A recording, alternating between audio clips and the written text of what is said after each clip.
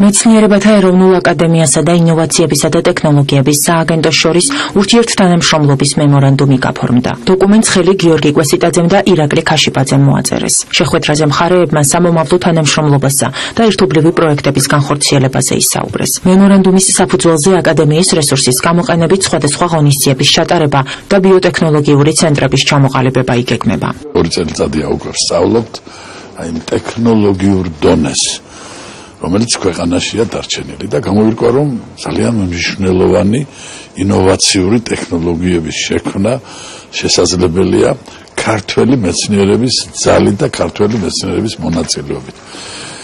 აი მას შემდეგ, რაც